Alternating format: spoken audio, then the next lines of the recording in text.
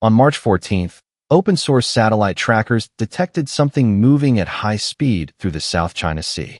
Not a carrier, not a destroyer, an amphibious assault ship, the USS Tripoli, LHA-7. The ship most defense analysts had written off as a failed experiment. On her flight deck, up to 20 F-35B Lightning II stealth fighters. In her hull, 2,500 Marines. Destination, the Strait of Hormuz. Here's why that's strange. The 90% problem. We broke 90% of Iran's military equation. 60 warships sit on the bottom of the Gulf. The missile factories that fed Hormuz its teeth are rubble. Drone production lines, silent. 2 carrier strike groups hold the perimeter from opposite oceans. USS Lincoln commands the Arabian Sea. USS Ford locks down the Red Sea.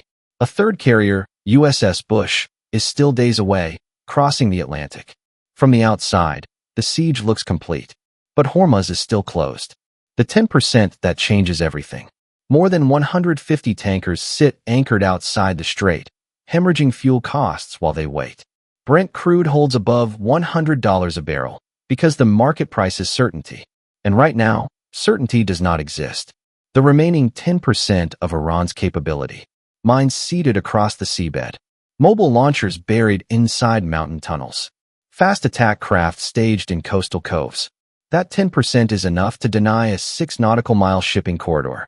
Here's the brutal arithmetic that keeps every escort commander awake at night. You don't need to sink a convoy to close a strait. You need to sink one tanker, one burning hull in that corridor. And no insurer on Earth will write the next policy. The strait doesn't close by force. It closes by fear. And fear only needs one example. That's the paradox at the center of this war. The most powerful navy in human history solved 90% of the problem. But escort requires 100%. And the distance between 90 and 100 is a supertanker on fire. So why is the Pentagon sending a ship most analysts dismissed to solve a problem 2 supercarriers could not? What can 2,500 Marines do that 50,000 sailors cannot? The ship America built, hated, and nearly scrapped. To answer that, we need to understand the weapon they're sending. When the Navy designed the America-class, Flight 0, they made a decision that drew fire from Congress, Marine Corps generals, and defense analysts alike. They removed the well deck. The well deck, the ballast-flooded chamber at the bottom of an amphibious ship, is how you launch LCAC hovercraft and landing craft. Every assault ship since World War II has carried one. Designing an amphib without a well deck is like engineering a cargo truck and forgetting the bed. The backlash forced the Navy's hand. Congress mandated the well deck be restored on the third hull, USS Bougainville, LHA-8. The first 2, USS America, LHA-6, and USS Tripoli, LHA-7, were written off as failed experiments. Amphibious ships that forgot how to be amphibious. But the Navy understood something the critics did not. What the well deck paid for. The space the well deck used to occupy unlocked. A doubled hangar bay. Expanded aviation maintenance facilities. A fully equipped surgical hospital. Jet fuel storage that previous amphib designs could never accommodate. Tripoli didn't lose the ability to put Marines ashore. Tripoli changed how it puts Marines ashore, from the sea surface to the air. And in return, it gained something no other amphibious ship on Earth possesses. The ability to operate 20 F-35B Lightning II stealth fighters simultaneously. Proven off the coast of California in April 2022. 16 jets from Marine Aircraft Group, 13 and 4 from VMX. 1 operating from her deck in a single surge evolution.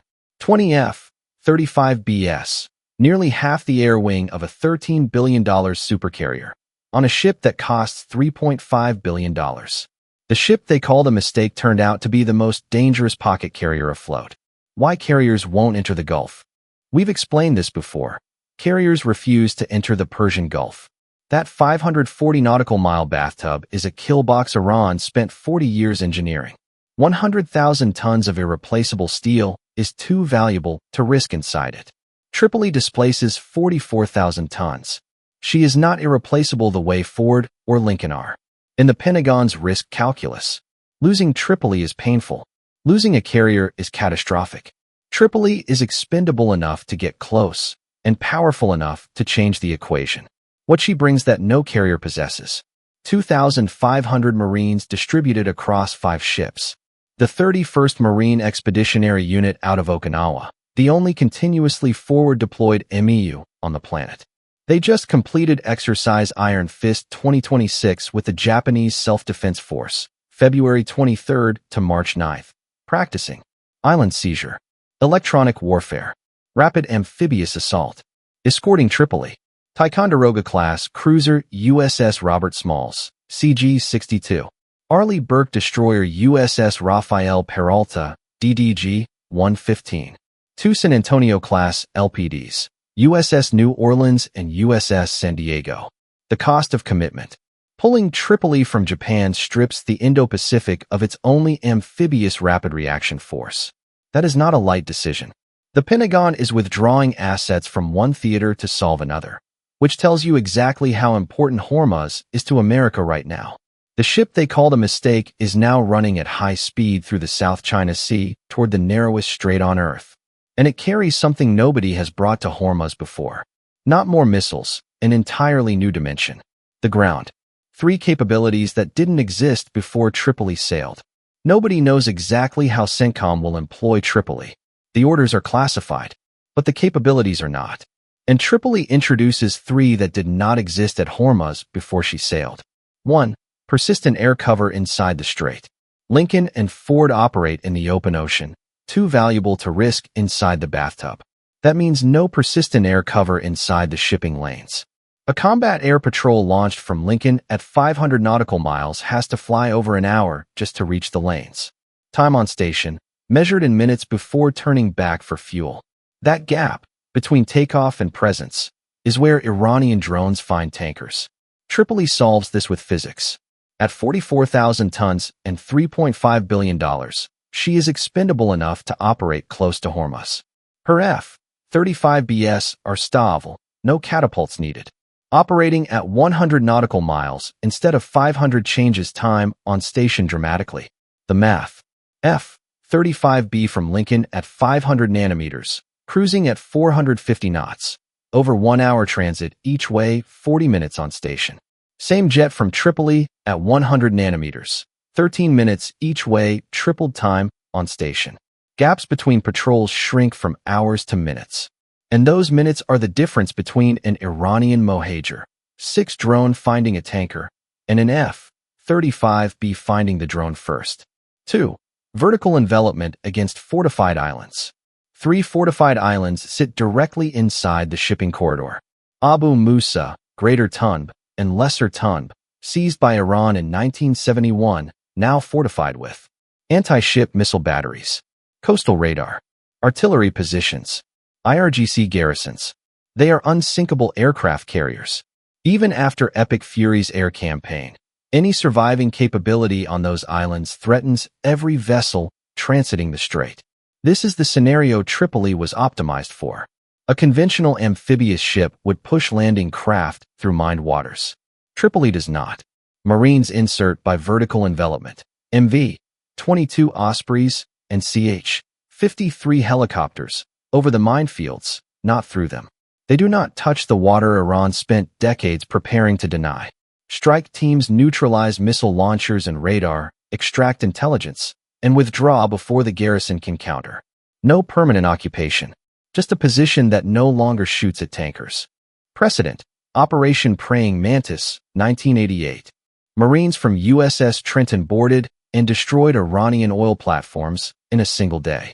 The 31st MEU trains for exactly this. Caveat. Raiding a fortified island is high risk. But the fact that a raid is possible forces Iran to garrison those islands. And every IRGC soldier defending an island is one not defending the coastline. 3. Expeditionary Advanced Base Operations, EABO. How do you control a corridor without putting a ship inside it? EABO, the Marine Corps' force-designed 2030 overhaul, has never been tested in combat. Hormuz may be the first. How it works.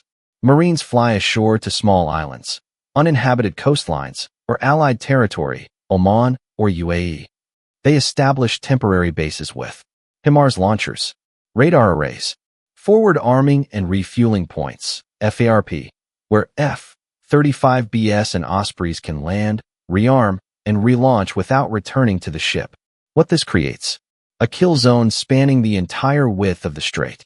HIMARS firing atoms, 162 nanometers, or PRSM, 270 nanometers, can engage any fast attack craft, submarine, or mine-laying vessel that enters the corridor. Anti-ship firepower from shore. Simultaneously, Marines provide security for LCS mine countermeasure ships, small boats screening against fast boat harassment, with F-35BS overhead creating a protective bubble. The physics rewrite. You no longer need warships inside the strait to control the strait. Marines on shore create a firepower bubble that is cheaper, harder to find, and impossible to sink. Precedent. HIMARS already sank Iranian warships during Epic Fury, firing from Bahrain. Caveat. Yabio doctrine is new and untested at this scale. Logistics under Iranian counterfire remain unproven. But the physics is proven. The dimension Iran never defended. Stack these three scenarios together, and something emerges that Iran has never faced and has no playbook to counter. For 40 years, Iran prepared to counter threats from the sea. American warships on the horizon. Mines. Cruise missiles. Swarm boats. Every dollar, every fortification was built to make the Gulf too expensive for ships to enter. Epic Fury added a threat from the sky, but aircraft fly sorties and return. They do not stay. When Tripoli arrives, the equation gains a threat from the ground. Marines can appear on any island, any coastline, any allied position along the strait. And Marines stay. That is the dimension Iran never built defenses against. Now look at it from Tehran's side. Defend the islands against raids. The coastline lies open to Yabio. Fortify the coastline, the islands fall. Disperse across all positions, not enough force left at any single point to stop anything. 3 responses. 3 failures. The equation has no correct answer because Iran built defenses against ships and aircraft, not against Marines who arrive by helicopter onto positions that were never supposed to be contested. Iran cannot build a counter for that in weeks. Not when its factories are rubble and its air defenses are silent. What this does not mean. It does not mean Hormuz opens tomorrow. Mine clearance still takes time. Escort still carries risk. But Tripoli shifts the timeline from months to weeks, and more importantly, shifts the initiative. Before Tripoli, we waited for the equation to solve itself, grinding Iran down through naval siege while oil markets bled. After Tripoli, we solve it actively, from multiple dimensions simultaneously. The paradox resolved. Carriers solved 90%, an extraordinary achievement. But Hormuz does not grade on a curve. Hormuz runs on absolute certainty. And 90% is not 100%. A single mine, a single missile, a single tanker burning in the corridor is all it takes to keep the insurance market shut and the shipping lanes empty. The Navy did not solve the last 10% by sending more ships into the corridor. They sent a force designed to operate where ships cannot. On islands. On coastlines. In the sky above the strait. At ranges no carrier can sustain. The Navy refused to enter Hormuz. So they sent the Marines. Not to invade Iran. Not to occupy. To fill the gap between 90% and 100% by solving the equation from dimensions Iran never defended. Iran spent 40 years solving the equation for ships. They solved it perfectly. Mines, missiles, swarms, mountain tunnels. Every defense calibrated to one variable, American steel on the waterline. They solved the right equation. But it was the wrong variable. Carriers siege from outside. Marines solve from inside. And the ship they called a mistake turned out to be the answer nobody saw coming.